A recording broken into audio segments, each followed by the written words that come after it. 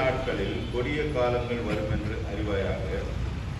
எப்படியெனில் மனுஷர்கள் தற்பிரியராயும் பணப்பிரியராயும் வீர்ப்புக்காரராயும் அகந்தையுள்ளவர்களாயும் தூஷிக்கிறவர்களாயும் தாய் தகப்பன்மார்களுக்கு கீழ்ப்படியாதவர்களாயும் நன்றி அறிதல் இல்லாதவர்களாயும் பரிசுத்தம் இல்லாதவர்களாயும் சுவாப அன்பில்லாதவர்களாயும் இணங்காதவர்களாயும் அவதூறு செய்கிறவர்களாயும் இச்சை அடக்கம் இல்லாதவர்களாயும் கொடுமையுள்ளவர்களாயும் நல்லோரையும் பகைத்தவர்களாயும் துரோகிகளாயும் துணிகரம் உள்ளவர்களாயும் இருமாப்பு உள்ளவர்களாயும் தேவ பிரியராயிராமல் சுகபோக பிரியராயும் தேவ பக்தியின் வேஷத்தை தரித்து அதன் பலனை அனுபவிக்குவார்கள்.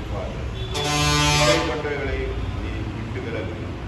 பாவங்களால் நிறைந்த பற்பல இச்சைகளால் இழுப்புண்டு எப்போதும் காற்றாலும் ஒருபோதும் சத்தியத்தை